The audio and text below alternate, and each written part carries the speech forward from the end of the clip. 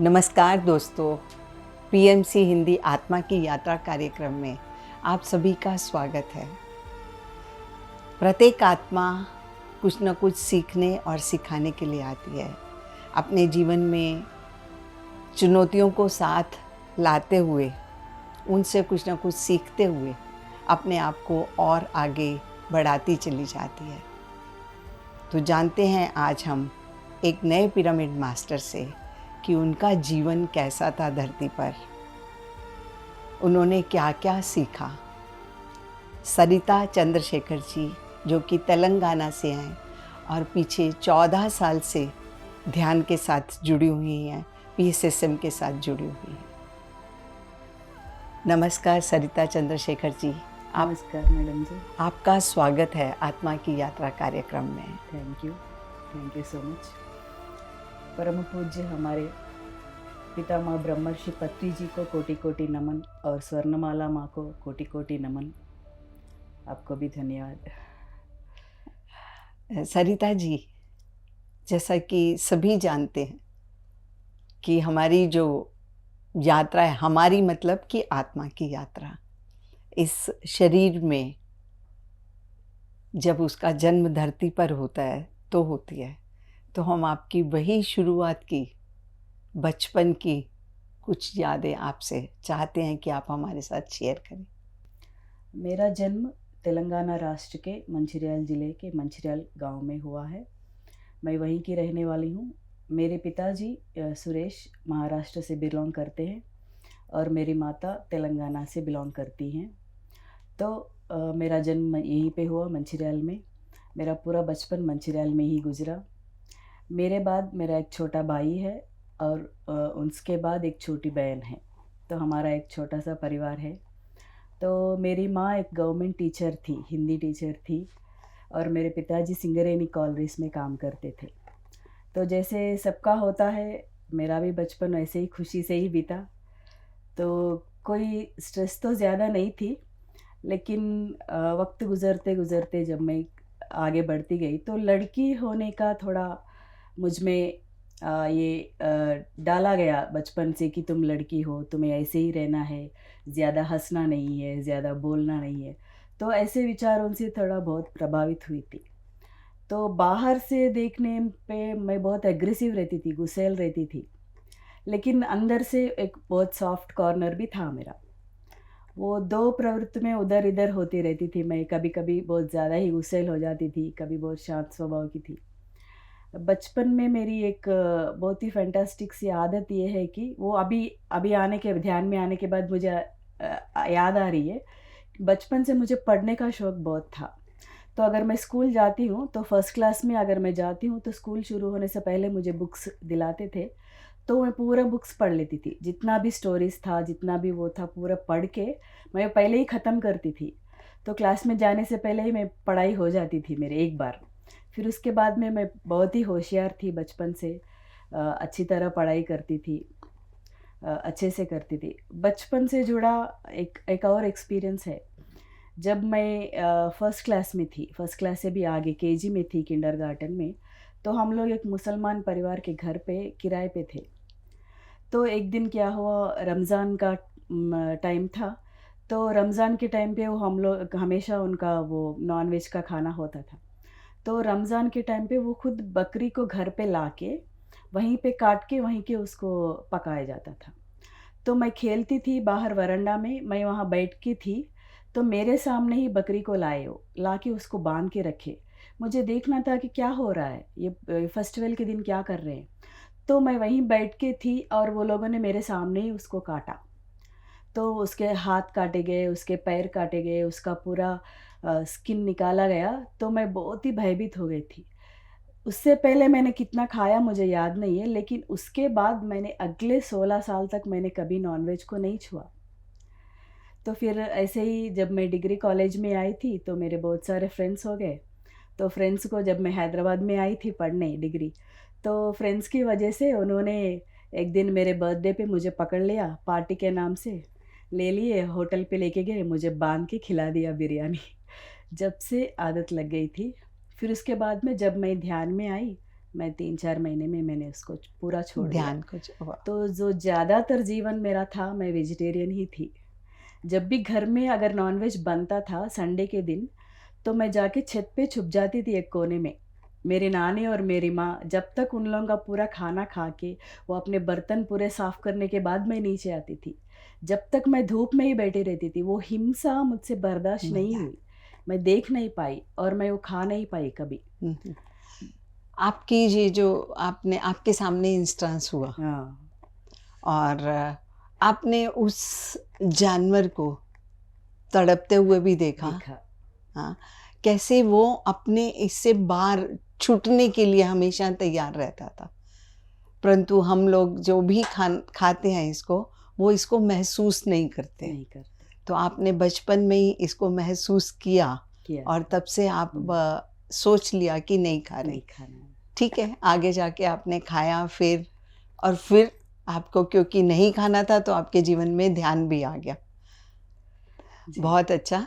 तो आपका ये जो यात्रा थी, आपकी जैसे आगे चल रही थी, तो आपके परिवार में तो सब खाते थे, हाँ। आपने छोड़ दिया था सिर्फ? मैंने अकेले ने छोड़ दिया। छोड़ दिया था। सब लोग मुझे फ़ोर्स करते थे पर कभी नहीं लेती थी। मेरी नानी रोती थी मैं नहीं खा रही करके, फिर भी मैं कभी बात नहीं मानती थी। वो उसका तड़प मैंने पूरा अपने अंदर उतार लिया था। वो छोटे से ऐज में, उतनी छोटी-सी उम्र में उसकी पूरी तड़प मैंने देखी थी। जब मुझे पता चला कि उसी को बना के उसी को फिर उबाल के खिला रहे हैं तो बहुत ही ज़्यादा बुरा लगा था। हाँ, हाँ। और वो मेमोरी बहुत साल तक अभी तक फ्रेश है मेरे अंदर। हुँ, हुँ। तो आपने ऐसी जैसे अपनी पढ़ाई करते रहे, आपने अपना कॉलेज गए हाँ। और पढ़ाई शुरू करी। पढ़ाई क्या कर ही रहे थे आपको, तो आपका कौन-सा सब्जेक्ट था? जैसे आपकी मम्मी का सब्जेक्ट था हाँ। हिंदी, तो आपका कौन-सा सब्जेक्ट था? मेरी मम्मी हिंदी टीचर थी, लेकिन मेरा पूरा बहुत इंटरेस्ट मैथ्स और साइंस में ही था। मैं मैथ्स में टॉपर थी। मैंने जब 10th क्लास पास किया था, पूरे स्टेट में मेरा 32nd रैंक था। तो उतनी इंटेलिजेंट थी, फिर मैं साइंस स्ट्रीम में ही चली गई। तो थोड़ा इंटरेस्टिंग होता था एक्सपेरिमेंट करना, नई चीज़ों को अलग तरीके से देखना, नई-नई ऑब्ज़र्वेशन खोज करना खोज आपको करना, पसंद था। नई-नई ये कैसे काम करता है, हर किसी को खोल के देखती थी, ये कैसे चल रहा है, इसके पीछे साइंस क्या है, ये कौन से सूत्र से काम कर रहा है। ऐसा बहुत इंटरेस्टिंग था, वैसे ही मेरी पढ़ाई चलती गई। लेकिन टीचर बनने का कभी शौक नहीं था। वो जब मैं कॉलेज में जॉइन होने गई, तो मैं डिग्री में इसलिए जॉइन हुई थी कि एक टाइम पे 2 डिग्रीज़ आ रहे थे। Along with BSc teacher training का भी कोर्स वहाँ पे नया-नया शुरू हुआ था। तो वहाँ पे मैंने जॉइन किया और उसके बाद में मुझे फिर कोई चॉइस नहीं मिला। जैसे मैंने बीईडी पास कर लिया तो टीचर बनना तो ऐसे ही था। मैं एमबीए करने का बहुत शौक था और आगे पढ़ने का। तो मेरे पिताजी ने मुझे उतना सपोर्ट नहीं किया क्योंकि मेरे बाद मेरा भाई है, उसको भी पढ़ाना है, बहन को भी पढ़ाना है इसलिए। तो वहाँ तक उन्होंने रोक दिया। जैसे ही मेरा आज लास्ट एग्ज़ाम मैंने लिखा था डिग्री का, अगले दिन मैं बस पकड़ के दूसरे गाँव में गई थी, वहाँ पे एंट्रेंस दिया था टीचर एग्ज़ाम का, उसी दिन टीचर जॉब मिल गया मुझे। फिर वहाँ से टीचर की जर्नी शुरू हो गई। तो आपका ये जो था आपने जो भी अपनी पढ़ाई करी, उसकी लैंग्वेज कौन-सी थी? जब मैं स्कूल में पढ़ती थी, हमारी बहुत अच्छी किस्मत ये थी कि जो हमारे टीचर्स थे, मेरी जो इंग्लिश टीचर थी वो दिल्ली से आई हुई थी। तो उनका एक्सेंट, उनका लैंग्वेज बहुत फ़ैसिनेटिंग था। हमारे हिंदी टीचर्स दूसरे स्कूल्स में तेलुगु फर्स्ट लैंग्वेज हुआ करता था, लेकिन हमारे स्कूल में हिंदी फर्स्ट लैंग्वेज था। जो हमारा करिकुलम था, पहले हिंदी पढ़ते थे, उसके बाद में इंग्लिश, फिर बहुत 4th क्लास के बाद में तेलुगु तक पढ़ते थे। तो मेरा तेलुगु का बहुत कम हो गया। हिंदी मैं ज़्यादा स्पष्ट बोल सकती हूँ और मेरी हिंदी टीचर भी है, तो वो भी उन्होंने भी अच्छे से ट्रेन किया मुझे। अभी भी मैं कभी नॉर्थ इंडिया जाती हूँ तो परेशान होते हैं, "आप साउथ इंडियन लगते नहीं, आपकी बोली देखकर आप नॉर्थ इंडियन लगते हैं" करके। मैं बोलती हूँ मैं एक मिक्स्ड हूँ, महाराष्ट्रियन एंड तेलंगाना मिक्स्ड हूँ करके हाँ, बताती हूँ। आप 3 उसमें मिक्स हो गए। हाँ, मराठी भी तेलंगाना या जानती हूँ। मराठी भी हो गई, हिंदी हाँ, भी हो गई और इंग्लिश तो इंग्लिश तो है है ही ही है है। और तेलुगु भी हो गई। हाँ, बहुत अच्छा। इतनी लैंग्वेजेज़ आना ये भी आसान नहीं है, पर बहुत अच्छा कि आपका तो आपने जब टीचर जॉइन कर लिया, हाँ, उसमें आपका जो आप बच्चों को पढ़ाने लग गए, तो आपको कैसी फीलिंग रहती थी? तो जब मैंने टीचर जॉब में जॉइन किया तो बहुत सारे चैलेंजेस थी। लाइक बहुत दूर जाना पड़ता था, छोटे से कस्बे थे, बहुत कम बच्चे आते थे, उन लोगों को ठीक से तेलुगु ही बोलना नहीं आता था। तो उन बच्चों को मैं घर घर जाती थी, घर घर जाके पहले बच्चों को स्कूल को लेके जाती थी। पहले जब मैं जॉइन की थी सिर्फ 13-14 बच्चे थे, फिर 6 महीने में हम लोग 65 बच्चों तक अपना स्ट्रेंथ बढ़ा सके।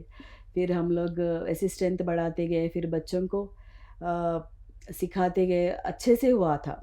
लाइक मुझे ये पता चल रहा था, हाँ, मुझ में भी ये क्रिएटिविटी है। पहले उतना श्योर नहीं थी जॉब आने से पहले कि मैं क्या कर सकती हूँ, मेरा कैपेसिटी क्या है, मुझे पता नहीं था। लेकिन मैं जब टीचिंग करते करते गई तो मुझे पता चला, नहीं, मुझे कहीं और नहीं जाना था। मेरा इनहिबिटेंट जो क्रिएटिविटी है मेरी, वो जो टीचिंग में ही है करके मुझे पता चला, और उसमें ही मैं अपना हैप्पीनेस ढूँढते गई। फिर वहाँ से जल्दी ही प्रमोशन मिला, उसके पहले मेरी शादी हुई। तो ऐसे मेरा जर्नी, लाइक ये मेरी आत्मा की यात्रा में एक स्पेशल एपिसोड ये है कि मुझे पता चला कि मुझ में ऐसी क्रिएटिविटी है। अगर कुछ बात बतानी हो तो मैं कितनी अच्छे से उसको एक्सप्लेन कर सकती हूँ। अगर मैं पढ़ाती हूँ, बच्चे कभी भूलते नहीं हैं। अभी भी हर वर्ष के बच्चे मुझे याद करते हैं, जो 10th पास करके चले गए वो भी फ़ोन करके मुझे याद करते हैं, मैम आप थी तो बहुत अच्छे थे, हम लोग अच्छा लगता था, आपको हम लोग मिस कर रहे हैं करके अभी भी फ़ोन करते हैं। तो आपकी जो क्रिएटिविटी थी और पढ़ाई का शौक तो आपको पहले से ही पहले था, से। तो आपने उसको निखार कर और अपने जो लोगों की, बच्चों की ज़िंदगी में आने के लिए अपने आप को पूरी तरह से समर्पित कर दिया। और नए-नए आपके पास, आप नई-नई खोज करती थी कि कैसे मैं अपने बच्चों को और हाँ, अच्छे तरीके से पढ़ा सकती हूँ और अच्छे हाँ। तरीके से सिखा सकती हूँ। हम लोग एक्सपेरिमेंट करते थे। लाइक स्कूल में साइंस लैब तो होती थी लेकिन कोई ज़्यादा प्रयोग नहीं करते थे, उसका उतना यूटिलाइजेशन नहीं होता था। मैं जो भी स्कूल में जाती थी पहले उसको लैब को निकाल के फिर बच्चों को उनके साथ ही एक्सपेरिमेंट करा के, बाहर से मैं अपना खुद का भी थोड़ा मटेरियल निकाल के बच्चों के लिए थोड़ा एक्स्ट्रा करती थी। तो हेड मिस्ट्रेस हमेशा खुश रहती थी। अगर कोई और वजह से मुझे कहीं और डिप्टेशन जाना पड़े या ट्रांसफ़र जाना पड़ेगा तो पहले वो बहुत ये होते थे कि आप नहीं जाओ, आप रहे तो अच्छा था। ऐसे पेरेंट्स से भी ये आता था मुझे कि आप हैं तो हम लोग स्कूल को बच्चों को भेजेंगे, नहीं तो हम दूसरे स्कूल में लेके जाएँगे करके करते थे। तो आपका तो मीडियम कौन-सा था? स्कूल मीडियम भी आपका स्कूल हिंदी था? मीडियम इंग्लिश था, इंग्लिश था? हाँ, इंग्लिश था, लेकिन जब मैं पढ़ाने गई तो पूरा उल्टा हो गया, तेलुगु था। तो फिर मेरी पढ़ाई के शौक ने ही मुझे बचाया। मैं 2 बुक पकड़ पकड़ के बैठती थी, इंग्लिश का 1 बुक रखती थी, फिर तेलुगु का बुक रखती थी। जब मैं डिग्री कर रही थी तभी मुझे लगा मैं पूरा अभी हिंदी इंग्लिश में पढ़ रही हूँ तो तेलुगु थोड़ा मैं भूलने जैसा हो जाए करके। लेकिन मैं तेलुगु ने भी मैंने पढ़ना शुरू किया था। मैं लाइब्रेरी में बैठ के घंटों तेलुगु बुक्स पढ़ती थी। उतनी ज़्यादा तकलीफ़ नहीं हुई, लेकिन टीचिंग के लिए थोड़ा मुझे अपने आप को ट्रेन करना ट्रेन पड़ेगा। करना पढ़ा था, मैंने किया वो भी। हाँ। हमेशा आपके इस पॉइंट से हमें समझ आती है कि सीखने के लिए हमेशा तैयार हाँ, रहना तैयार चाहिए। रहती थी मैं। कोई भी परिस्थिति आए, उसके लिए सीखो, आगे सीखो। बढ़ो हुँ। और नई से नई खोज करके उसमें और हम हासिल कर सकते हैं और स्कूल की कुछ। किताबें पढ़ने से शर्माती नहीं थी, मुझे अच्छा लगता था फिर से उसको पढ़ना, उसको कैसे अलग से बच्चों को पढ़ाओ, कैसे उनको एग्ज़ाम्पल्स बहुत देती थी मैं। उन अपने जीवन में क्या-क्या कर सकते हैं, कहाँ पे साइंस का प्रिंसिपल अप्लाई होता है, तो वो एक्सपेरिमेंट मैं उनको बताती थी, एग्ज़ाम्पल ज़्यादा बताती, वही आगे चलकर मुझे पिरामिड टेक्नोलॉजी समझने में काम आया। तो जैसे भी मैं पीछे मुड़ के देखती हूँ मेरे जो क्वालिटीज़ है, मेरी जो क्रिएटिविटी है या टीचिंग है या फिर ये एक्सपेरिमेंटेशन करना है, एक्सप्लेनेशन है, जो भी है पूरा मेरा फिर आत्मा की यात्रा के लिए ये पूरा उनका सहयोग रहा है। सहयोग रहा है। अ, तो हमेशा जो भी आत्मा के पास गुण होते हैं, अगर हम उनको पहचान लेते हैं, मतलब उनके साथ-साथ चलते हैं, बहते जाते हैं, तो हमें अपनी ओरिजिनैलिटी समझ आ जाती है कि हाँ। मैं क्यों और कैसे, क्या-क्या मेरे पास है, मैं क्या-क्या कर सकता हूँ। बहुत ही अच्छा। आपकी जैसे इस पढ़ाई के साथ-साथ मतलब स्कूलिंग के जो बच्चों को आप करवा रहे थे, फिर आपकी शादी हो गई। हुँ। तो शादी में जो परिवार में जैसे आप पहले जिस परिवार में रहते थे, उसमें पाठ पूजा होती थी क्या? आप हाँ। आपकी मम्मी पापा पाठ पूजा करते थे? मम्मी पापा के साथ में हमारी नानी भी हमारे साथ ही रहती थी। तो नानी और मम्मी दोनों मिला के अच्छे से पाठ पूजा करते थे। मेरी मम्मी बहुत ही अच्छी, आई मीन उसमें स्पिरिचुअलिटी में उनका जो भी है वो एक बहुत उच्चतम उनका विचार था। लाइक अभी कैसा होता है कि हमारे इसमें तेलंगाना राष्ट्र में जो छोटे-छोटे मंदिर होते हैं गाँव के बाहर, तो उनके आगे बलि दी जाती थी। लेकिन मेरी माँ कभी ने उन्हें कभी सपोर्ट नहीं किया। वो उन देवताओं को सपोर्ट नहीं करती थी। वो अपने अंदर के अपने आप को उभारने में विश्वास करती थी। जैसे पूजा है या फिर कोई कुछ सीखना है या भगवद गीता सीखना है, तो उनसे उनका ये होता था कि वो अपने आप को कैसे बदले इसमें। जैसे हम लोग देखते हैं बाहर अगर पूजा पाठ हो रहा है, तो कुछ काम हो रहा है या कुछ बड़ी पूजा हो रही है, तो सबका ध्यान किस तरफ रहता है कि उसके विधि-विधान पर ही फ़ोकस रहता है। लेकिन मेरी माँ हमेशा कहती थी, "अगर तुम पूजा करते हो, तुम्हारा पूरा ध्यान भगवान के ऊपर रहना चाहिए, ना कि ये ऐसा करो, यही फूल डालने से भगवान खुश हो जाएँगे, इस तरीके से पूजा करने से खुश हो जाएँगे।" वैसे विधि-विधान के वो अभी भी चल रहा है, बहुत ज़्यादा लोगों में यही एक विश्वास होता है कि पूजा ऐसे करने से ही ठीक होगा, यही विधान है, ऐसे ही करना चाहिए। तो वैसे रूल्स में मेरी माँ कभी विश्वास नहीं रखती थी। उनका हमेशा भगवान के ऊपर भक्ति भाव रहता था, स्नेह भाव रहता था। कभी-कभी मेरी माँ को देखकर लगता है वो एक 25% मीराबाई है करके लगता मुझे। तो उनका ऐसा फ़ील होती थी, उनके एनर्जीज़ को फ़ील होती थी। पूजा में बैठती थी, पूजा थोड़ा कम करती थी लेकिन हमेशा एक मौन में, एक ध्यान में रहती थी। लेकिन वही ध्यान है, वो ऐसा करना चाहिए, मुझे कभी पता कभी नहीं पता चला। नहीं चला। लेकिन मेरे शादी के बहुत साल के बाद में कैसे मैं अभी ससुराल कभी नहीं गई। मेरा गवर्नमेंट जॉब होने की वजह से ट्रांसफ़र नहीं हो सकता था। मैं अपने ससुराल जाके नहीं रह सकती थी। तो मुझे इधर ही रहना पड़ा, मेरे हस्बैंड दूसरे गाँव में जॉब करते थे, तो मैं अपनी मदर के साथ में ही थी। तो जैसे-जैसे टाइम बीतता गया मेरे मदर ने एक ध्यान मंदिर शुरू किया था, लेकिन उनका ध्यान करने का विधान अलग था। वो कृष्ण जी की मूर्ति रखते थे। उसके साथ में वो अलग-अलग शास्त्र पढ़ते थे, जैसे भगवद गीता हुई, जैसे वेद हुए, जैसे उपनिषद हुए, उनका अध्ययन होता था। लेकिन उस टाइम पे मैं अपने बच्चों के साथ बिज़ी थी। तो कभी मेरी माँ को देख के अच्छा तो लगता था, लेकिन कभी उनके मार्ग पे मैं चल नहीं पाई। लेकिन उनको देख के हमेशा एक आदर भाव होता था। लाइक ये ठीक कर रही हैं, अच्छा है, भक्ति वो उसके जैसे नहीं है। अभी जैसे दूसरे भागों में ऐसे ही करो पूजा, नहीं तो बलि चढ़ाओ, ये टाइम पे ये करना चाहिए, ये सीज़न में यहाँ पे बलि देना चाहिए, वैसा कुछ नहीं था। वो हमेशा उसका खंडन करती थी उनको। और मेरी माँ की एक बहुत अच्छी क्वालिटी ये है कि जहाँ पे भी उन्होंने ध्यान मंदिर बनाया, जहाँ भी वो अशिक्षित औरतें रहती, जिनका पूरा शिक्षण नहीं हुआ था, उन सबको बिठा के, उनको पहले से तेलुगु में अक्षरमाला सिखा के फिर उनको भगवद गीता सिखाती थी वो। उसके पीछे का भाव समझाती थी। वो एक बहुत बड़ी फ़िलॉसफ़र है और उनका बहुत बड़ा ज्ञान है। तो मुझे कभी-कभी लगता है मैं उनके मार्ग पे चली हूँ करके लगता है। या तो लेकिन उनका अलग था पूरा। अलग तरीका अलग हाँ, था। मेरा अलग था। हाँ, पर आपने जैसे माँ ये काम करती थी, कहते हैं कि जो माता-पिता हैं, वो जो कुछ भी करते हैं, बच्चे जाने-अनजाने में उसको अडॉप्ट कर लेते कर हैं। लेते। तो लेकिन मैं आपने थोड़ा उल्टा ही थी। अच्छा, वो आपने उस टाइम पे अपना इंटरेस्ट बिल्कुल नहीं, शो नहीं बिल्कुल किया। नहीं किया मैंने। हाँ, हाँ। कभी पूजा-पाठ की तरफ गई ही नहीं।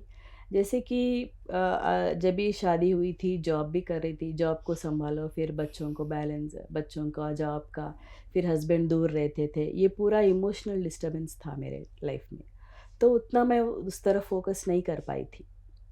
तो हमेशा इसी में चला जाता था। लाइक अभी दूसरे लोगों को देखकर हम लोगों को लगता है, ये लोग इतना आगे बढ़ रहे हैं, ये लोग इतना ऊँचे हो रहे हैं, अमीर हो रहे हैं, लाइक मुझे भी बहुत कुछ हासिल करना है, मुझे भी बहुत ऊँचाई पे जाना है। वो एक एंग्ज़ायटी होती थी मुझ में, एक एक तरह का डिप्रेशन होता था, टेंशन। मेरा लाइफ़ कहाँ जाएगा, हस्बैंड उधर है, बच्चे इधर है, फिर मैं क्या करूँगी, जॉब करने के लिए बहुत दूर-दूर जाना पड़ता था। तो रोज़ 2-3 घंटे तक मेरा जर्नी ही चलता था। तो बहुत स्ट्रेसफुल था मेरा लाइफ़। तो मैं माँ की तरफ पूरी तरह झुक तो नहीं पाई, लेकिन कभी-कभी बीच में गीता पारायण करने जाती पर थी। आपकी आत्मा तो वो चीज़ें रिसीव कर रिसीव रही कर थी, रहे हैं। मेरे आजू-बाजू में वो वातावरण था, वो एटमॉस्फियर वातावरण था। था। हाँ, हाँ। हाँ, हाँ। तो आपने जैसे आपकी शादी भी हो गई और आपके हस्बैंड दूर रहते थे और आप यहाँ पे बच्चों के साथ माँ के पास रहती थी, तो आपकी इस लाइफ गृहस्थ जीवन के अंदर कोई चैलेंजेस आए? ये तो एक बहुत बड़ा चैलेंज है कि चैलेंज। आप आपके साथ बच्चे हैं और पति दूर हैं। तो उसके बारे में कोई घटना हो जिसको आपने आगे जाके सॉल्व किया हो?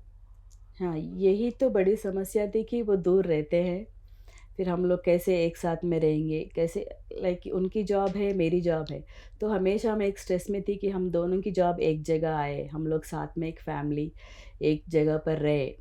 प्यार तो बहुत था दोनों में, लेकिन ये दूरी थोड़ा मुश्किल ही था। फिर बच्चे जुड़वा थे, अच्छा, 2 अच्छा। बच्चे हैं मेरे जुड़वा, तो उनको एक साथ में सँभालना भी बहुत मुश्किल काम था। मेरी मम्मी भी जॉब पे जाती थी, डैडी भी जॉब पे जाते थे, माई भी जॉब पे जाती थी। फिर हमने एक मेड रखा था, हमारी नानी देखती थी। तो ऐसे बहुत सारे चैलेंजेस थे। तो वो टाइम पे ये इमोशनल स्ट्रेस की वजह से मुझ में बहुत सारे हेल्थ प्रॉब्लम्स आने लगे। लाइक मैं बहुत स्ट्रेसफुल होती थी, हेडेक्स आते थे, बैक पेन, जर्नीज़ की वजह से बैक पेन होता था, स्पॉन्डिलोसिस का इश्यू होता था। फिर घर पे आके फिर बच्चों को सँभालना, एक पूरा स्ट्रेसफुल जैसा एनवायरनमेंट रहता था वहाँ पे। तो आपने इसको कवर कैसे किया? तो वहीं से मेरी आत्मा की यात्रा शुरू होती हाँ, है। हाँ। तो ये तो स्ट्रेसफुल जैसे चल रहा था मुझे बहुत, फिर मैंने सोचा कि नहीं, ऐसे चलेगा तो मैं और सिक हो जाऊँगी या और परेशान हो जाऊँगी या और स्ट्रेस में रहूँगी। तो मैंने सोचा कि मुझे कुछ ट्रेनिंग करना चाहिए, मुझे कुछ सीखना चाहिए। जैसे कुछ कोर्स करूँ मैं, जिससे स्ट्रेस से बाहर आ सकूँ। तो जब मैं वहाँ, मेरे पास में एक गाँव है बेल्लमपल्ली, वहाँ पे काम करती थी। तो एक बार जो हमारे पीएमसी चैनल में आते हैं एमएल राम सर, सर का एक क्लास हुआ था, वो हमारे स्कूल में आए थे। तो वो एक बहुत बड़े पर्सनैलिटी डेवलपमेंट ट्रेनर है वो। तो उनका एक परिचय हुआ था, हमारे स्कूल में आए थे और बता रहे थे कि ऐसे किसी को पर्सनैलिटी डेवलपमेंट ट्रेनिंग है तो मुझे बताइए। तो मुझे एकदम से सर का याद आ गया, मैं उनके इंस्टीट्यूट पे चली गई। मैंने बताया बहुत स्ट्रेसफुल है सर, मुझे पर्सनालिटी डेवलपमेंट करना है, मुझे सीखना है, कैसे मैं स्ट्रेस से बाहर आऊँ, ये मुझे बाहर आना है सर, करके मैं सर के पास गई थी। पूरा मैंने लगभग 2 महीने तक मैंने सर के पास में सब स्ट्रेस मैनेजमेंट, माइंड कैसे काम करता है, ये पूरा टेक्नोलॉजी सीखा था मैंने। फिर उसके बाद में सर ने क्या बताया, पूरा कोर्स कंप्लीट होने के बाद सर ने बताया, इतना कुछ सीखने से, इतना कुछ मालूम करने से कुछ नहीं होगा मैडम। आपको अपने अंदर जाना पड़ेगा, आपको ध्यान करना पड़ेगा। आपको जब ध्यान करोगे तो आपको समझ में आएगा ये पूरा कैसे काम कर रहा है, आप कैसे बाहर निकल सकते हो। ये सबसे बाहर निकलने का मार्ग एक ध्यान है, करके सर ने बताया। ये हुआ था अप्रैल 2008 वो टाइम पे। फिर सर ने लास्ट डे मुझे बिठाया एक रूम में, फिर मेडिटेशन करवाया, एक्सपीरियंस करवा के मुझे भेज दिया। मेरा कोर्स कंप्लीट हो गया, मैं बाहर तो आ चुकी थी। आपका सबसे पहले इंट्रोडक्शन वही ध्यान था, का हाँ। जो आपको इंट्रोड्यूस करवाया, वो वो आपके सर ने करवाया, हाँ, एमएल राम सर एमएल ने। राम सर ने करवाया। आपकी ध्यान की शुरुआत, जर्नी वहाँ से शुरू हुई। हाँ। साँसों के साथ ही ध्यान, बहुत अच्छा। तो आगे आपने, क्योंकि एक ही बारी करने से तो जीवन नहीं में होगा, ये हाँ। उतरता नहीं है, तो आपने आगे इसको कैसे कंटिन्यू रखा? आगे से सर तो कांटेक्ट में रहते थे। फिर सर की पत्नी महालक्ष्मी, वो मेरी अच्छी फ्रेंड बन गई। फिर उनके साथ-साथ मैंने मेडिटेशन करना शुरू किया। लाइक मैं अपने घर में करती थी, फिर मैं सर को फ़ोन करके बताती, सर ऐसे हो रहा है, मुझे ऐसे लग रहा है, अच्छा लग रहा है। ऐसे सर को बताती थी। तो एकदम सितंबर 2008 में पहली बार पत्री जी मंचिरियल आए हुए थे। वहाँ पे एक प्रोग्राम हुआ था, स्टेज शो। एक स्टेज में एक प्रोग्राम हुआ था, तो पहली बार मैंने पत्री जी को देखा। तो उनको देख के तो बहुत ही एक अजीब-सी खुशी हुई थी अंदर से। अरे! इतने अच्छे इंसान हैं। उनका एक चरिश्मा होता है, जब वो एक 100 लोगों में है तो भी उनको हम पहचान सकते हैं। तो उससे तो मैं बहुत ही प्रभावित हुई थी। पहली बार मैं पत्री सर से मैंने क्या सीखा, सर बहुत सारे लोग बैठे थे, सर एकदम से स्टेज पे आए थे। लेकिन सर का कॉन्सन्ट्रेशन हर एक इंसान के ऊपर था। तो सर स्टेज पे लोग कैसे बैठे, लोग कैसे सुने, ये डिसिप्लिन सिखा रहे थे। मुझे बहुत ही आश्चर्य हुआ, एक इतना बड़े आदमी उनका एटीट्यूड अलग होता है, जनरली जो होते हैं मैं चीफ गेस्ट हूँ, उनका हाँ एटीट्यूड। हाँ ये पत्री जी वैसे नहीं है। सर बोल रहे इतने बड़े गुरु है, ये आके हम लोग सब में अच्छे से फ्रेंड की तरह घुल मिल रहे। मैं तो शॉक ही हो गई, मैं बहुत ही ज़्यादा प्रभावित हुई फिर पत्री सर से। वहाँ से उस दिन जो मैंने ध्यान करना शुरू किया, वहाँ से मेरे एनर्जी लेवल्स और बढ़े। पहले मैं थोड़ा थोड़ा करती थी, लेकिन सर को मिल के, पति सर को देख के, एक बार उनकी ऑरा में आके मेडिटेशन करने के बाद में बहुत ज़्यादा एनर्जीज़ को रिसीव करना। तो सर जो जो सिखा रहे थे उस पे कंसंट्रेट करना अच्छा लग रहा था। तो उसमें और मेरी हैप्पीनेस बढ़ गई वो काम करने। पहले करती थी एक रूटीन की तरह, लेकिन सर को देखने के बाद उसमें इन्वॉल्व होने का और मुझे अच्छा लग रहा था। हाँ, उसका अनुभव अनुभव हुआ। आनंद के रूप में आपने हुँ, करना शुरू कर दिया, तो फिर हमें बर्डन नहीं लगता नहीं जो लगा। हम काम कर रहे हैं। तो पति सर से आपने सिर्फ उनको देखा या कभी बिल्कुल उनके पास भी आपका संपर्क हुआ? जब मैं पहली बार मिली थी, तभी सर मेरे पास आके शेक हैंड दिए थे। हुँ, तो हुँ। जब भी उसका महत्व उतना नहीं पता था, लेकिन मुझे उसके बाद में जब मैं ध्यान करती थी, जब मुझे उनका इफ़ेक्ट पता चलता था, उसके बाद में मैं बहुत ज़्यादा बार मिली हूँ मैं सर से। तो सर के साथ आपका कोई अनुभव आप शेयर करेंगे? सर से बहुत सारे अनुभव है। बताइए हमें। लाइक पहले मेरा जब से सर पे पूरा विश्वास हुआ, पत्री सर से, और मेरे अनुभव में बढ़ते गए, फिर मैंने पिरामिड एनर्जी का ऑब्जर्वेशन किया, उसके ऊपर मैंने रिसर्च किया। एक बार मुझे बहुत हाई टेम्परेचर फ़ीवर था, तो मेरे हस्बैंड कह रहे थे पहले से टैबलेट ले लो, जल्दी से ख़त्म हो जाएगा। लेकिन मैंने कहा नहीं, मुझे अभी पिरामिड पे एक्सपेरिमेंट करना है, आप सो जाओ। मैंने एक बेड डाला, पिरामिड था 2 बाई 2 का। सर ने मुझे कहा पहले आप पिरामिड ले लो, फिर उसको आप पता चलेगा करके। फिर उसके नीचे मैं बैठ गई। एक आधा घंटा 45 मिनट्स बैठने के बाद, जैसे हम पैरासिटामॉल लेते ही हमारे पूरे पसीने छूटते हैं, वैसे हुआ मुझे पिरामिड के अंदर। तो जब मुझे पिरामिड शक्ति का पता चला, फिर उसके बाद में मेरा स्पॉन्डिलोसिस का जो इश्यू था, उसके लिए भी मैंने सुबह 5 बजे उठ के पक्का मुझे मेडिटेशन करना है करके मैं रोज़ 1-1 घंटा वैसे बहुत दिन तक मैं करती रही। फिर उसके बाद में मेरा स्पॉन्डिलोसिस का इश्यू पूरा क्लियर हो गया, कोई पेन नहीं था, अच्छे से रिलीफ़ हो गया। तो उसके बाद में पत्री जी पे पूरा विश्वास हुआ जब मैंने पिरामिड पे एक्सपेरिमेंट किया। फिर उसके बाद में सर बेल्लमपल्ली में आए, फिर एनटीपीसी में आए, फिर हैदराबाद में उस टाइम के सीएम रोसैया के साथ एक प्रोग्राम था, वहाँ पे भी आए। जैसे हर प्रोग्राम पे हम लोग जाते थे। मेरा पक्का फिक्स्ड एक शेड्यूल है कि हर शिवरात्रि को पत्री जी से मिलना है, हर ध्यान महाचक्र को पत्री जी से मिलना है, हर गुरु पूर्णिमा को पत्री जी से मिलना है, फिर हर बुद्ध पूर्णिमा को मई में भी हम लोग बैंगलोर जाते थे। तो पूरा एक सर से, राम सर और महालक्ष्मी मैडम और इनके साथ एक बहुत बड़ा टीम हुआ हमारा। फिर हम लोग काम करते थे, हम लोग घूमते थे, जहाँ भी पत्री सर आते थे पहले हम लोग पहुँच जाते थे। 15-20 लोग थे, तो एक अच्छे सा फ्रेंडशिप सर्किल डेवलप हुआ मुझे। तो हर टाइम पे मैं कुछ अलग सीखती थी पत्री सर से। इस बार ये मिले हैं तो सर से हमने ये सीखा। एक बार हैदराबाद में जब हम गए थे तो सर अवेयरनेस की बात कर रहे थे। फिर उसके बाद में मैं अपनी लाइफ में टेस्ट कर रही थी, हाँ, अवेयरनेस को मैं कहाँ अप्लाई करूँ, ये कहाँ से उसको सीखना कैसे है, फिर उसको इम्प्लीमेंटेशन कैसे करना है। फिर सर सब्जेक्ट बताते, जैसे एक-एक सब्जेक्ट सुनती गई, उसको मैं एक्सपेरिमेंट करती थी मेरे लाइफ में। फिर जो भी मेरे लाइफ में प्रॉब्लम होता था, उसका सॉल्यूशन मुझे उसमें मिल जाता था। आपका सरिता जी जो बचपन का क्रोध था, हाँ, वो कब खत्म हुआ? वो कब ख़त्म हुआ मुझे तो पता ही पता ही नहीं नहीं चला। चला। चलते-चलते बहुत सारे मिट गए थे। बचपन से गुस्सा तो बहुत जल्दी ही मिट गया। वो मेरी माँ ने मुझे पहले ही पहचान लिया। वो कह रहा था, "मैं जो कुछ भी कर रही हूँ ठीक है, अच्छा है, मेरा अपना अलग है, लेकिन तू जो भी कर रही है वो भी ठीक है, मुझे अच्छा लग रहा है, तुझ में बहुत सारी चेंजेस मैं देख रही हूँ" करके मेरी माँ ने बताया था। और उसके अलावा मेरे पिताजी और मेरी थोड़ी बनती नहीं थी। लाइक मैं भी बहुत गुस्से वाली, मेरे पिताजी भी बहुत गुस्से वाले थे, तो हमारे घर में थोड़ा-थोड़ा, छोटा-छोटा ऐसा होता था झगड़ा वैसे। फिर उसके बाद में मैंने उनको समझना शुरू किया। कुछ साल बीतते गए, तो मुझे ये आत्मा की यात्रा, जब मैं अपनी खुद की यात्रा समझ रही थी, तो मुझे सबकी, मेरे आस-पास जो भी थे, तो उन लोगों को भी मैं एक आत्मा की तरह ट्रीट करने लगी, उनकी भी मुझे समझ आ रही थी। तो वो मेरे लाइफ में बहुत सारा बर्डन था, मेरे पिताजी की तरफ मेरा द्वेष हो सकता है या कुछ भी। वैसे प्यार तो बहुत पहले है, हाँ, जन्मों का कुछ और कुछ भी हो हो सकता सकता है, है, वैसे भी हुआ तो था। कर्जा उतारने के लिए तो हाँ, आप आए, वो बहुत ही न्यूट्रलाइज़ करने के लिए। एक अलग-सा था। जब मुझे कुछ भी होता था, पहले सबसे पहले मेरे पिताजी आते थे, वो ही रोते थे मेरे जब मेरी विदाई हो रही तो सबसे ज़्यादा उन्होंने ही रोया था। लेकिन गुस्सा तो मुझ पे दिखाते थे वैसे ही।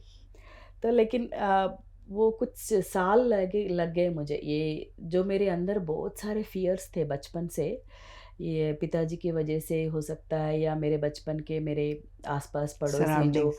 लड़की होने का स्ट्रेस हम पे डालते हैं कि ये मत करो, वैसा मत चलो, ज़्यादा हँसना नहीं, ज़्यादा बॉयज़ से फ्रेंडशिप करना नहीं। तो वैसे कुछ वो पूरे एक तरफ का स्ट्रेस था मेरे अंदर। तो जैसे मैं करती चली गई मेडिटेशन, एक-एक टाइम पे मेरा एक-एक प्रॉब्लम रिलीज़ होता था। मुझे बहुत सारी गिल्ट फीलिंग होती थी कि मैं कुछ फ्रीडम के साथ कुछ भी नहीं कर सकती, मैं कहीं पे भी मुझे बाहर घूमने का शौक बहुत था, मैं अपने साइकिल लेके निकल जाती थी। लेकिन अंदर एक गिल्ट फीलिंग था, मुझे ऐसा नहीं करना चाहिए, मैं कुछ गलत कर रही हूँ, ऐसा कुछ बहुत था। लेकिन धीरे-धीरे ये पूरे निकलते गए। मेरी यात्रा इतनी स्टेप बाय स्टेप, मैं जैसे-जैसे पत्री सर को सुनती हूँ, घर में जब भी पहले सीडीज़ थे, अभी अभी तो हम मोबाइल में सुन रहे हैं, लेकिन पहले सीडीज़ थे। फिर उस सीडी में मैं पत्री जी का वो एक स्पीकर में डालकर मैं उसको सुनती थी रोज़ सब्जेक्ट को। जैसे-जैसे मैं सब्जेक्ट को डीपर लेवल्स पे सुनती गई, वैसे-वैसे मेरे अंदर में जितने भी फ़ियर्स हैं, जितने भी जो ये क्या कहते हैं उनको अ वो पूरे बाहर आते थे। गिल्ट फीलिंग हो सकता है या ये फ़ियर हो सकता है या साक्षी फिर बन जाते थे हाँ, आप उनके। अपने आप में मैं उसमें अपने अंदर जाके मैं एक-एक क्वालिटी को बाहर भा निकालती हाँ, थी। हाँ, हाँ। जैसे-जैसे एक प्रोसेस ये होता था, जैसे-जैसे ज्ञान मेरे अंदर जाता था, वो वैसे-वैसे चीज़ मेरे बाहर आती। बाहर निकलती थी। बहुत अच्छा। अब मैं अपने आप को ऑब्ज़र्वेशन तो बहुत ज़्यादा करने लगी। पहले हर सॉल्यूशन का, जब मेरे हस्बैंड मेरे साथ नहीं थे, वो मेरा पहला मिरेकल है। जब मैं ध्यान करने लगी 2-3 महीने में हमारा पूरा फैमिली पूरा सेट हो गया। इकट्ठा हो उनको एक गया। अच्छा-सा जॉब मिला, फिर वो मेरे पास आए, फिर बच्चों को हम स्कूल भेजने लगे। वो टाइम पे हम लोग पूरा इकट्ठे हो गए, फिर हम लोग साथ में मिलके ध्यान करने लगे। तो ये भी एक ध्यान पहला का चमत्कार है हाँ, आपका। चमत्कार, पहला चमत्कार ये हुआ कि मैं जो बड़ी समस्या से जूझती थी, वो हस्बैंड दूर है, फैमिली में एक साथ होना चाहिए। जैसे चाहे इनकम कम हो, पैसे ज़्यादा हो और फैमिली दूर है, उसका कोई फ़ायदा नहीं। इनकम कम भी हो फिर भी एक साथ में रहना, वो हमारा था। हम लोग दोनों मिलके डिसाइड किया, नहीं हम लोग कभी भी अलग नहीं रहेंगे। एक साथ फैमिली की तरह हम लोग डेवलप होंगे करके हमने डिसाइड किया। फिर वो मेरा पहला मिरेकल था। फिर मैं अपने अंदर जितने-जितने फ़ियर्स निकालती गई, वो मेरा दूसरा मिरेकल था। उसके साथ-साथ ज्ञान मेरे अंदर जाता गया, मेरे अंदर के फ़ियर्स बाहर आते गए, फिर मेरा नॉलेज बढ़ता गया। मेरा जो क्रिएटिविटी होता था वो मैं और उभार के ला सकती थी। लाइक मैं सीखती थी कुछ बात, फिर वो मैं अपने लाइफ में एक्सपीरियंस करती थी। एक्सपीरियंस करके मैं अपना प्रॉब्लम सॉल्व करती थी। फिर उसके बाद मैं जो भी मेरे सामने आता था तो उनको बहुत क्लियरली समझाती थी कि ये ऐसा है, इसको ये प्रॉब्लम को ऐसे ही समझना चाहिए। कोई आपके फैमिली मेंबर्स आप पे गुस्सा कर रहे हो या आपके साथ मिसबिहेव कर रहे हो, तो इसके पीछे का कारण ये हो सकता है। तो मैं उनको अच्छे से समझाती थी। वो लोग जैसे बचपन से जो लोग मुझे जानते थे, गुस्से वाली, चिड़चिड़ी, वो जो मुझे जानते थे, वो लोग मुझे देख के परेशान होते थे। ये कैसे बात कर रही है? हाँ, इसको बहुत बदलाव है इसके अंदर, करके वो लोग मुझे वो जानने लगे थे। 1, 2, 4 साल के बाद में सब लोग मुझे पहचानने लगे। हाँ, सो सभी मुझे देख के पता, हाँ, ये आ गई, हाँ, ये मेडिटेशन बताएगी अभी हमको, सिखाएगी, ऐसे ही है। सरिता है तो मेडिटेशन है करके वैसा मेरा नाम निकल गया था। हाँ, बहुत ही, ये तो एक बहुत अच्छा, अच्छी बात है कि आपके नाम के साथ मेडिटेशन को जोड़ दिया गया कि और अवेयर हो जाते थे वो लोग अवेयरनेस, हाँ। कि भी हाँ, ये हाँ, आएगी ये और आएगी तो सिखाएगी। नॉन-वेज के बारे में बिल्कुल बात नहीं करना, इसके तो सामने डिस्कशन नहीं करना हाँ, तो चाहिए। आपका ये जो नॉन-वेज खाना था, हुँ, आपने कॉलेज से शुरू किया, हुँ। वो कब तक चला? कॉलेज से शुरू करके कॉलेज ख़त्म हो गया, फिर जॉब लगा, फिर इमीडिएटली शादी भी हो गई। फिर उसके बाद में कुछ 6-7 साल तक मैंने नॉन-वेज खाया था। तो शादी ससुराल में भी खाते हाँ, मतलब? ससुराल में भी खाए। अच्छा, आप तो ज़्यादा देर रहे नहीं, आपके पति खाते थे? बीच में उधर ही जाती थी, लाइक हाँ। साल में 5-6 बार उधर जाती थी। उधर हुँ, चलता था, इधर भी वैसे ही, घर पे भी वैसे ही चलता था। हुँ, फिर 2008 में पत्री जी आने के बाद में उससे जुड़ा भी एक एक्सपीरियंस था। पहले के महीनों में जब मैं ध्यान तो करती थी, लेकिन ये मुझे अच्छा नहीं लगता था कि राम सर बोलते थे, मैडम पहले नॉनवेज बंद करो। लेकिन मुझे अच्छा नहीं लगता था, चोरी चोरी खाती थी मैं, सर को नहीं बताती मैं खा रही करके। फिर उसके बाद में एक बार क्या हुआ, हमारे मेरा जो छोटा लड़का है वो बीमार हुआ। फिर मैंने पहले थोड़ा 1-2 महीने तक मैंने बंद किया, फिर मैंने सोचा एक्सपेरिमेंट करेंगे, मैं नहीं खाऊँगी, नहीं खा के देखूँगी, उसके वजह से मेरा क्या लॉस हो रहा है करके मैं सोच रही थी। फिर एक दिन अचानक से मेरा छोटा लड़का बीमार हो गया, वो हॉस्पिटल में था। मैं 2 महीने बंद कर चुकी थी, तो हॉस्पिटल में था तो उसको मैं बॉक्स लेके जाती थी। तो वो टाइम पे मेरे घर में सब्जियां नहीं थी, सिर्फ एग्स थे। तो उसको हॉस्पिटल में जल्दी में खाना लेके जाना था, मैंने उसको दाल चावल बना दिया। फिर एक एग था तो वो एग बनाकर मैंने खा लिया। मैंने ये खा लिया, और उसको, वो बीमार था इसलिए उसको दाल चावल निकाल दिया, दे दिया। फिर मैं चली गई हॉस्पिटल खा के।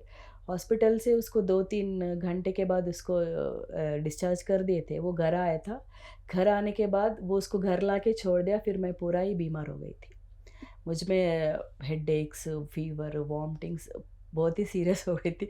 फिर मुझे ले जाके फिर सलाइन लगाना पड़ा। तो तब मुझे समझ में आया, मैं इतना ध्यान कर रही हूँ, इतना ज्ञान सीख रही हूँ, इसके बाद भी मैंने ऐसा मूर्ख के जैसा काम किया, टाइम नहीं करके मैंने एक खा लिया, तो ये बहुत गलत बात है। जब मैं ये सीख रही हूँ, ये ध्यान कर रही हूँ, ये एनर्जीज मेरे साथ में आ रहे हैं, तो मेरे अंदर, मेरे शरीर के अंदर नॉनवेज नहीं जाएगा। तो मेरा पहला ये था। फिर इसके बाद में मैंने कभी भी हाथ नहीं लगाया। हुँ। जब तक हमें ज्ञान नहीं होता, नहीं होता। तब तक तो हम काम करते रहते हैं। अगर ज्ञान होने के बाद भी हम वो हुँ। काम करते हैं, तो कर्म सिद्धांत हमारे साथ चलता है। तो वो आपको बहुत जल्दी उन्होंने बता दिया बहुत जल्दी कि बता खाते दिया। ही आपको हाँ, बता दिया कि दिस इज़ रॉन्ग। हाँ, एकदम से रिएक्ट, मेरी बॉडी ने डायरेक्टली रिजेक्ट कर डायरेक्ट दिया कर था दिया। उसको। हाँ, हाँ। हाँ। तो हमारी बॉडी कितनी अच्छी है, जो ये दी गई है हमें बॉडी, वो कितनी अच्छी है कि हमें हर समय में सिग्नल्स देती है, हाँ, बॉडी भी ज्ञान देती है ज्ञान हमको। देती है, बॉडी भी देती है ज्ञान। तो आपके पति भी ध्यान करने लग गए थे, हाँ। आपकी जैसा बताया। तो उनके जीवन में और आप भी ध्यान करते थे, तो आपकी ज़िंदगी में क्या प्रभाव पड़ा इसका? जैसे पहले से मेरा ये रहा था कि हम लोग पूरे फैमिली एक साथ में रहेंगे। लेकिन अगर सही से बताएँ तो अगर एक फैमिली एक साथ में रहे तो भी 2-2 अलग विचार के व्यक्ति के बीच में भी हमेशा कोई ना कोई डिफ़रेंस होता है। तो ऐसे बहुत सारे प्रॉब्लम्स थे, एडजस्टमेंट करना। फिर मैं घर पे काम भी करती थी, फिर बाहर भी जाती थी, बाहर का देखो, अंदर का देखो, फिर इनको ऐसे बच्चों को सँभालो। थोड़ा थोड़ा ज़्यादा इश्यूज़ नहीं थे, लेकिन थोड़े हेल्थ इश्यूज़, थोड़े वैसे प्रॉब्लम्स थे। तो जैसे-जैसे मेडिटेशन बढ़ता गया, हम लोग पूरा शांत होता गया हमारा परिवार। सर भी, उनको भी अच्छा लग रहा था, उनको भी अच्छे-अच्छे एक्सपीरियंस आते थे। मुझे भी अलग-अलग से एक्सपीरियंस आते थे। फिर जल्दी हमने घर में एक ध्यान केंद्र शुरू किया था। एक 2 बाय 2 का पिरामिड था हॉल में, वहाँ पे लगा के मैं आजू-बाजू के बच्चों को पहले ट्यूशन पढ़ाने के लिए बुलाती थी बच्चों को, फिर वही बच्चों को बिठा के ध्यान सिखाती थी। उसके साथ में फिर लेडीज़ आते थे, उनके पेरेंट्स को भी सिखाती थी। वैसा एक अलग-सा वातावरण था घर में। तो एक, जैसे ही हम ये काम करते हैं, अपने आसपास की ऊर्जा बदल जाती है, जो डिस्टरबेंस वाला माहौल था। जैसे-जैसे मैं अपने फ्रेंड्स के अंदर ध्यानियों को बढ़ाते गई, जो मेरे लाइफ़ में डिस्टरबेंस करने वाले थे, वो मेरे लाइफ़ से निकलते गए। मैंने किसी को ये भी कुछ कहा बहुत, नहीं। हाँ, बहुत ही हाँ, अच्छी चीज़ है और आसान कितनी है कि हम अपनी ऊर्जा को, सकारात्मक ऊर्जा को बढ़ाते हैं, तो नकारात्मक जो भी ऊर्जा है, किसी भी रूप में, वो हमें छोड़ के चली छोड़ के जाती है। जाए। वो एक तो बहुत बड़ा उसका एक्सपीरियंस रहा था। तो मैं भी देखती थी कौन-कौन मेरे मुझसे दूर हो रहे हैं, फिर भी मैं उतना उतना चिंता नहीं करती थी, चलो ये अपने नंबर इसका नहीं है। फिर एक बार ऐसे ही घर पे मैं बच्चों को ध्यान सिखा रही थी। एक अंकल थे, वो रेकी नहीं, प्राणिक हीलिंग में थोड़ा एक्सपर्ट थे वो अंकल, हमारे घर के पास में थे, फैमिली फ्रेंड। वो आके बता रहे थे, तुम यहाँ पे पिरामिड लगा के ध्यान कर रही हो, मैं अपने चौरस्ते पे जो कॉर्नर होता है रोड के एंड पे, वहाँ तक तुम्हारी एनर्जी मैं देख सकता हूँ, बहुत अच्छा है, तुमने अच्छा काम किया ये सेंटर करके। तो मुझे ऐसे प्रूफ्स मिलते गए कि मैं जो कर रही हूँ वो अच्छा है। वो सही है। हाँ, फिर मैं जो स्कूल में भी काम करती थी, तो स्कूल में ज़्यादातर ऐसा होता था कि स्कूल की वजह से मेरा सबसे पहचान होती थी स्कूल के आसपास अलग दूसरे स्कूल के टीचर्स को। तो मैं स्कूल में बैठती तो लंच टाइम पे सभी टीचर्स को बिठा के ध्यान सिखाती थी। तो पूरे बच्चों को बिठा के लास्ट पीरियड में उनका एक स्पेशल पीरियड लेके फिर उनको ध्यान सिखाती थी। फिर मैडम से परमिशन लेके बाजू वाले स्कूल को, राम सर और मेरा यही काम था, हमारा एक टीम था 4-5 लोगों को। हम एक टाइम देखते थे, फिर गाड़ी लेके निकल जाते थे, फिर दूसरे ये गांव में ये स्कूल है, फिर दूसरे वहाँ पे कोई 4-5 लोग हैं उनको ध्यान सिखाना है, फिर वहाँ चले जाते थे। वैसे ये टीम के काम करने की वजह से, राम सर की वजह से ज़्यादातर बेल्लमपल्ली के आसपास में 7-8 पिरामिड तक हुए हैं। उनके वजह से वहाँ पे हम उसको कोल बेल्ट पिरामिड स्पिरिचुअल सोसाइटी बोलते थे। ये कोल सिंगरेनी कॉलरीज का जो एरिया है कोल माइंस का, बेल्लमपल्ली, मंचिरियल, रामगुंडम, ये पूरे गांव में हम लोग काम करते थे। बहुत सारी एक्साइटमेंट होती थी। लाइक पत्री सर आ रहे हैं तो उनके आने से 1 महीने पहले ही हम लोग गाड़ी लेके घूमते थे, सबको बुलाओ, सबको इनवाइट करो, फिर पैम्पलेट्स प्रिंट करो, फिर उसके लिए घूमो, घर घर जाके प्रचार करो। ध्यानमा चक्र टाइम होता था तो उससे 2 महीने पहले ही मैं हर इंटरवल में, हर लंच टाइम में परमिशन लेके जाके हम लोग झोली पकड़ के जाते थे कि अन्नदान का प्रोग्राम है। वैसे इतना जोश था और इतनी पॉजिटिव एनर्जी थी, हम लोग जो सोचते थे वो वहाँ पे मैनिफेस्ट होता था।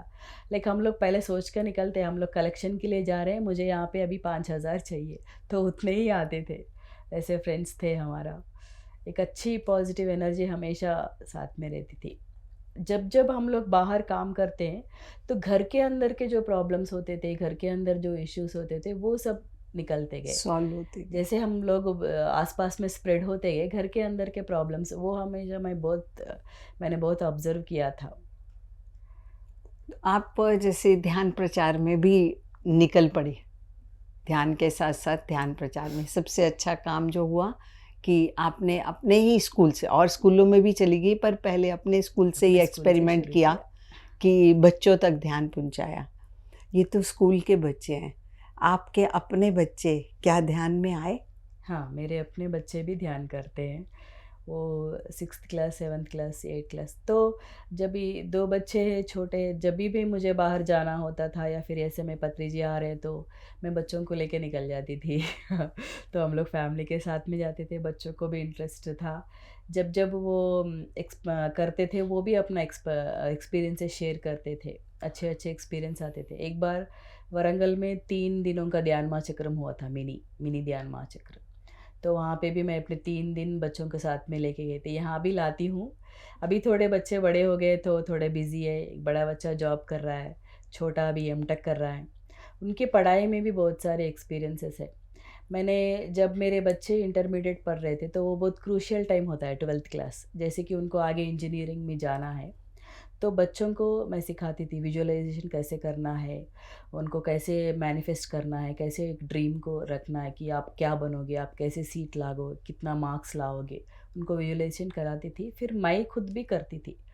जब भी मैंने ये बुक पढ़ा था सीक्रेट बुक करके, तो सीक्रेट बुक में जो होता था कि जो आप पहले आपको मैनिफेस्ट करना है वो उससे पहले ही आप विजुअलाइज करो। तो मैंने खुद एक वाइट पेपर लेके मेरे बच्चों का रिज़ल्ट लिखा था कि बच्चों को इसमें 96% आएगा, इसको 96% आया करके मैंने खुद एक पेपर में लिख के थैंक यू करके लिख के वहाँ पे रखा था। फिर वही एग्जैक्ट रिज़ल्ट मैनिफेस्ट हुआ। जब हम बच्चे इंटरमीडिएट पढ़ रहे थे तो हमने क्या किया कि बच्चों को दिखाना चाहिए कि उनका एक अच्छा कॉलेज कैसा होता है। तो national institute of technology Warangal लेके गए थे हम लोग बच्चों को। उनको मैंने पूरा कैंपस घुमाया। मैंने बोला बच्चों आपको यहीं पढ़ना है, आप विजुअलाइज कर लो, ये उसको फील करो, उसको एक्सपीरियंस करो। जैसे हमने उसको सिखाया वैसे ही उसको वही कॉलेज में सीट मिला बड़े को। आओ। और मिराकलस बात ये है कि छोटा जो है उसको दूसरे कॉलेज में मिला। फिर वो एमटेक करने के लिए फिर वही कॉलेज में आया। अभी दोनों भाई एक ही कॉलेज में, एक ने बीटेक किया और एक ने एमटेक किया। तो वो टाइम पे मेरा एक और एक्सपीरियंस भी था। जैसे मेरे जो कोलीग्स थे, मेरे आस-पास पड़ोस के जो लोग थे, मेरे बच्चों की उम्र के जिनके भी बच्चे थे, तो पहले से ही बच्चों को अच्छे-अच्छे कॉलेज में भेजते थे। लाइक हैदराबाद में बड़े-बड़े कॉलेजेस देख के, ज़्यादा पैसे एस्टेब्लिश करके। तो वो मुझे एक अलग निगाह से देखते थे कि ये बच्चों की पढ़ाई के लिए कुछ खर्च नहीं कर रही, ये छोटे-छोटे कॉलेज में। मैंने बहुत छोटे गाँव में बच्चों को पढ़ाया, मेरे मंचिर्याल के पास में करीमनगर है। हर कोई बच्चा 8 या 8th-9th क्लास तक हैदराबाद आ जाता है, लेकिन मैंने अपने बच्चों को नहीं भेजा। मैंने बच्चों को 12th तक वहीं मेरे पास में ही रखा। लेकिन जो बच्चे पहले से आप 1 लाख 2 लाख फ़ीस भर के जो बच्चे आके यहाँ पढ़े थे, जितने मार्क्स उनको मिले, उनसे ज़्यादा मेरे बच्चों को मिले। मैंने उतना खर्च नहीं किया, मैंने सिर्फ़ 50-60,000 तक खर्च किया, कम फ़ीस में उनको पढ़ाया, पास में रखा। लेकिन उनको अच्छा विजुअलाइज़ेशन दिया और मेरे पास भी एक पॉज़िटिव एनर्जी थी। तो सब लोग मेरे फ्रेंड्स मुझे बताते हैं, हम लोग ने इतना एस्टेब्लिश किया, हम लोग इतने सपने देखे, हम लोग इतना खर्च किया, फिर भी हमारे बच्चे इतना ही रिज़ल्ट लाए। लेकिन तो यू आर मिरेकलस करके मुझे सभी ने ये किया।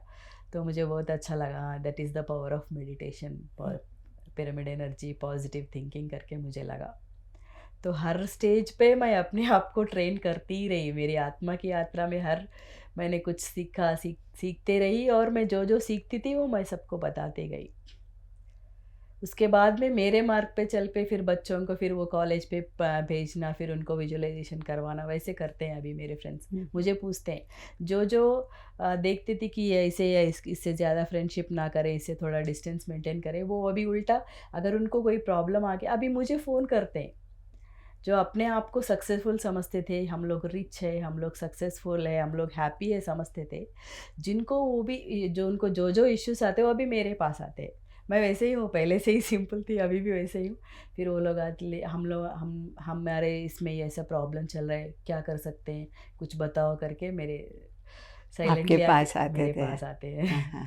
तो अच्छा लगता है। तो सबसे अच्छी चीज़ क्या है कि जो आजकल क्या है, माँ-बाप अगर अर्निंग है ज़्यादा, हुँ, तो अर्निंग ज़्यादा बच्चों को दिखा के उनको बाहर के एटमॉस्फेयर में ज़्यादा रखने की कोशिश करते हैं।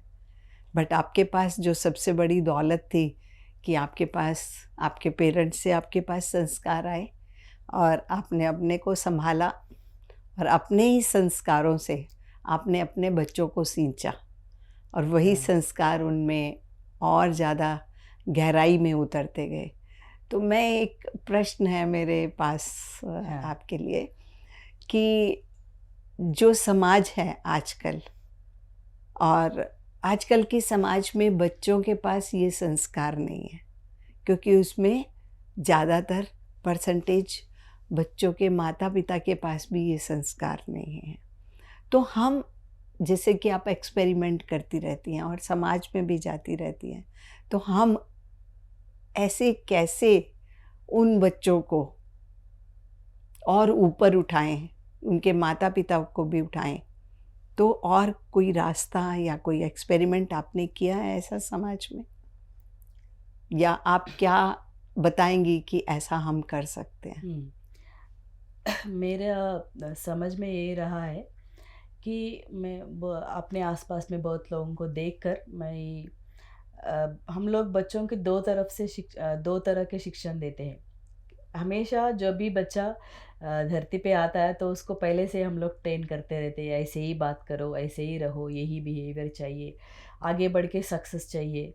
तो उसको हमेशा हम लोग भविष्य में ये करते रहते हैं, भविष्य भविष्य दिखाते रहते हैं, ऐसा करना चाहिए। तो उसको हम लोग जो बच्चे का अपना खुद का एक फ्रीडम होता है, उस फ्रीडम में हम लोग उसको बढ़ने कभी नहीं देते। अपने हिसाब से, अपने थॉट पावर के हिसाब से, अपने अंदर भी जो जितने फ़ियर्स और जितने ये वो अपने वो बच्चों पे बच्चों पे डाल देते हैं। डाल देते हैं, तो अपना इम्पैक्ट बहुत ज़्यादा होता है। तो मेरा ये ख़्याल है कि जिसको बच्चे को आप जो सक्सेस की ट्रेनिंग बाहर वाली दुनिया में आप उसको ऊँचा करना है, अभी ये 1 लाख कमा रहा है तो उसको 10 लाख कमाने लगाओ, फिर नहीं तो और कमाने लगाओ या फिर और सक्सेस होना चाहिए, और बड़ा बनाओ। इसकी ट्रेनिंग के उसको छोड़ के जब हम बच्चे को अपने आप से कैसे रहें, अपने आत्मा को कैसे समझें, अपने बिहेवियर को कैसे समझें, अपनी अपने पावर को कैसे हाँ, पावर समझें? को कैसे समझे, वो अगर सिखाएँगे तो वो पूरा उतना पूरा ट्रेनिंग ज़रूर देने की ज़रूरत नहीं पड़ेगी। बच्चे को सबसे पहले आत्मविद्या सिखाना चाहिए। उनको ये बताना चाहिए कि तुम ऐसे शरीर हो, तुम्हारे अंदर ऐसी ऊर्जा है, तुम इतने कर सकते हो, तुम्हारे अंदर क्रिएटिविटी। बच्चों को पढ़ाने में इतना दबाव दे देते कि उसका पूरा क्रिएटिविटी ख़त्म हो जाता है खत्म बचपन हो में। जाती तो हम लोग उस क्रिएटिविटी का विनाश कर देते हैं। तो वो कभी जो कोई भी काम करेगा वो उतनी फ्रीडम से नहीं कर पाता है। तो बच्चे को अगर पहले से हम लोग फ्रीडम से उसको काम करने दें, या फिर उसको क्रिएटिविटी की तरफ भी हम लोग थोड़ा उसको सपोर्ट करते रहें, पढ़ाई के साथ साथ, पढ़ाई तो ज़रूरी है, लेकिन स्ट्रेसफुल पढ़ाई नहीं चाहिए। पहले जो जब बच्चा पढ़ाई करता है या आगे बढ़ता है या और कुछ सीखते जाता है बाहर की दुनिया में, तो उसके अंदर के स्ट्रेस लेवल्स बढ़ते रहते हैं। जो भी सीखता है उसके साथ एसोसिएटेड एक भय होता है या फिर एक टेंशन होता है। तो उससे अलग करके सीखा, पहले ये विद्या सिखाओ कि अपने अंदर जो भय है वो कैसे दूर करे, उसको अपने आप में एक अच्छा इंसान बनाए पहले, उसके बाद में जो भी बाहर से हम सिखाएंगे वो खुद ही और अच्छे से सीखेगा। तो उसको उतना फ्रीडम नहीं मिलता है। पहली बार हम लोग जब पीएसएसए में आते हैं तो सबसे पहले यहाँ देखने को मिलता है यही फ्रीडम। पत्री सर हमको फ्रीडम देते हैं, तुम ऐसे करना चाहते हो कर लो, ये काम करना है करो, अपनी मर्ज़ी, तुम्हारी मर्ज़ी। सर मुझे आज से 1 घंटा मेडिटेशन है, चलो कर लो। सर मैं आज शाकाहारी बन गई हूँ, very good, go ahead. Sir मुझे ध्यान प्रचार करना है, गो अहेड। तो वैसे हम लोग बच्चों को कभी वैसे नहीं, मैं पत्री सर को देख के ही सीखती हूँ। हाँ, बच्चों को भी थोड़ा फ्रीडम देना चाहिए। तो उनको जब तक लाइक बाहर कैसे होता है कि यही सिस्टम में बच्चे को डेवलप करो, ये एक पैरामीटर है यहाँ पे रखो, फिर उसके बाद ये पैरामीटर, उसके बाद ये पैरामीटर। लेकिन वो अंदर से इतना स्ट्रांग बनाने का पैरामीटर चाहिए पहले। बच्चे को जब हम स्ट्रांग बनाते हैं तो कोई भी पैरामीटर वो पार पार कर लेगा। उसको अंदर से स्ट्रांग बनाने की ज़रूरत है। तो वो मेरा बहुत ज़्यादा फीलिंग होता है, वो मेरी लाइक शायद मुझे ऐसा लगता है कि बच्चों को सिखाने के पीछे उनके माता-पिता की महत्वाकांक्षाएँ हैं। शायद वो अपनी महत्वाकांक्षाएँ उन बच्चों के माध्यम से पूरा करना चाहते जो हैं। ये नहीं कर सके बच्चों के ऊपर ला देते दिया हैं। कि तुम्हें फर्स्ट आना है, तुम्हें ऐसे पढ़ना है, ऐसे पढ़ना नहीं है। और मैंने ऐसे बहुत से परिवार भी हाँ। देखे हैं जिनमें क्या है, बच्चे रिवोल्ट करना शुरू कर देते हैं हाँ। छोटे होते से ही। तो ये जो महत्वाकांक्षाएं हैं उनसे, जैसा कि आपने बताया, उससे अच्छा उनके ऊपर अपना जो हम चाहते हैं वो उनके ऊपर लादने से अच्छा है, जैसे कि पति जी ने बताया कि फ्री रखिए, नॉन इंटरफियरेंस की जो बात पति जी हमेशा करते हैं हाँ। कि आप उनके जीवन में भी इंटरफियर नहीं करिए, सिर्फ आपके पास जो इन्फॉर्मेशन है वो दीजिए। और उनको भी, जैसे 5 साल के बच्चे को ध्यान सिखाया जा सकता है, तो हम 5 साल के बच्चों को ध्यान सिखाएं। वो संस्कार वो माता पिता अपने अंदर लेके आएँ ताकि उनको देखकर बच्चे भी इसको अडॉप्ट करें। अगर आप बड़े नहीं करते तो बच्चे उसको अडॉप्ट करने के चांसेस बहुत कम है। सिखाने से ज़्यादा खुद से करना खुद चाहिए। से इनको करना देख चाहिए। के ही वो ज़्यादा आपको सीखते हैं देख से बच्चे। जैसे आपने हाँ। देखकर अपनी माँ को देख के बहुत कुछ देखकर। सीखा, फिर आगे बढ़ते गए और समाज से सीखा। तो आपके जीवन में, जैसा कि आपने ध्यान प्रचार भी कर रही हैं, तो ध्यान प्रचार को और ज़्यादा आगे बढ़ाने के लिए, ताकि समाज में भी और ज़्यादा अवेयरनेस आ जाए, इसके प्रति जागरूकता आ जाए, तो उसके लिए आप क्या कर रहे हैं? अभी फ़िलहाल जब से भी ये कोविड का टाइम शुरू हुआ है, जब से हम लोग को एक बहुत अच्छा प्लेटफॉर्म मिला है, एक ज़ूम का प्लेटफॉर्म मिला है। फिर जैसे हम सबसे बढ़िया तो हमारा पीएमसी का प्लेटफॉर्म है। तो जब हम लोग पहले ध्यान प्रचार करते थे तो 2-4 दिन या बहुत टाइम लगता था, लेकिन अभी वैसा नहीं है। अभी किसी को भी कोई डाउट हो, किसी को ध्यान सीखना है, किसी को इसके बारे में डाउट हो, तो उनको पहले डायरेक्टली मैं पीएमसी का एक प्रोग्राम दिखा देती हूँ। प्रोग्राम का एक लिंक उनको भेजती, आपको इसके बारे में डाउट है। तो जितना भी हम लोग इन्फॉर्मेशन पहले हम लोग खुद अपने मुंह से शेयर करते थे, वो पूरा इन्फॉर्मेशन जितना भी पत्री जी का नॉलेज है, ये पूरा अभी ऑनलाइन है, डिजिटल है। तो हमारा काम तो और बहुत ही आसान हो गया। और ऐसे ही हम एक्सपीरियंस में जो भी मेरे फ्रेंड्स हैं सभी को पूछते हैं ये प्रॉब्लम है, ये कैसे करना चाहिए, ऐसे मुझे इससे इश्यू आ रहे हैं तो मुझे कैसे ये करना चाहिए। फिर मैं पीएमसी का एक प्रोग्राम सर्च करती हूँ, या यहाँ पे ऐसा हुआ, इनका एक्सपीरियंस ऐसा है, तो आप इनको एक बार देखिए, फिर सीखिए, फिर वो करते हैं। अभी जो भी पहले मैं जाके डोर टू डोर या फ्रेंड्स अपने मुंह से बताती थी, वो अभी पूरा मेरे फ़ोन के हिसाब से हो जा रहा है, डिजिटल हो जाता है। डिजिटल हो रहा है और बहुत ही आसान हो गया। पत्री जी का विज़न कोई मामूली विज़न नहीं है, उनका एक विज़न इतना बढ़िया होता है कि पूरे धरती को बदल कर रख देगा, वो इतने पावरफुल है, वो इतने महान व्यक्ति है। तो उनके विज़न से हमारा, हाँ, उनके विज़न को हम थोड़ा-थोड़ा अपना काम जितना मेरा हो सकता है, जितना डिजिटली मैं कर सकती हूँ। जहाँ पे भी जाती हूँ, अभी मैं नई स्कूल में शिफ्ट हूँ, फिर वहाँ के टीचर्स को, फिर वहाँ फिर से मेरा प्रोग्राम शुरू होता शुरू है। हो फिर जाएगा। बच्चों को मैं लिंक्स भेजते रहती हूँ, ये ऐसे मेडिटेशन ऐसे होता है, एनर्जी। मैं हर क्लास में, क्लास पढ़ाने से पहले उनको माइंड कैसे काम करता है, माइंड की टेक्नोलॉजी क्या है, वो पहले बताती हूँ। उनको पहले मोटिवेट करती हूँ क्लास में, कैसे यूटिलाइज़ करना है, कैसे अलग-अलग डिज़ायर्स के पीछे नहीं भागना है, कैसे उनसे अपने आप को बचाना है। तो वो लोग देखते रहते कि मैम का क्लास कब आएगा, तो हम्म। मैम अच्छी-अच्छी बातें बताते रहते। तो एक स्पेशलिटी है, ये टीचर ऐसी है, दूसरे टीचर्स ऐसे है करके एक है बच्चों को, उनका एक अलग पहचान है, से एक अलग से एक अट्रैक्शन रहता पहचान है है। उनका कि हाँ, हम हाँ। इनसे नई चीज़ सीखेंगे। हुँ। आपका पीएमसी हिंदी में जो आज आप अपना अनुभव शेयर कर रहे हैं, ये आपका फर्स्ट हाँ। हिंदी में अनुभव है। आप क्या फ़ील कर रही हैं? अभी तक मैंने हिंदी में कहीं भी क्लास भी नहीं पढ़ाया था, मैंने कहीं भी कोई क्लास भी नहीं लिया था। एक एक्सपीरियंस है हिंदी में, मैं एक बार नॉर्थ इंडिया नहीं, महाराष्ट्र जा रही थी, तो एक ट्रेन में पूरे सोल्जर्स बैठे थे।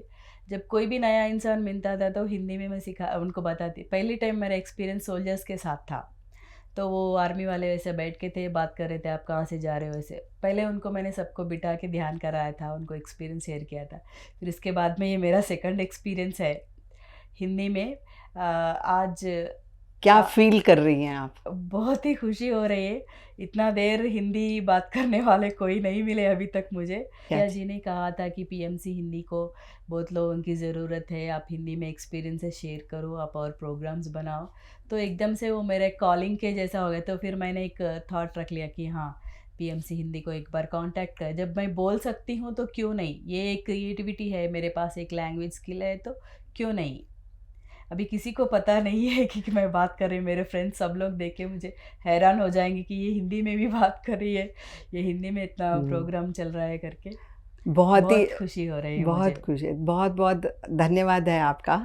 अब हम चाहेंगे कि समय का अभाव भी है और हम चाहेंगे कि आप हमारे दर्शकों को एक मैसेज दीजिए।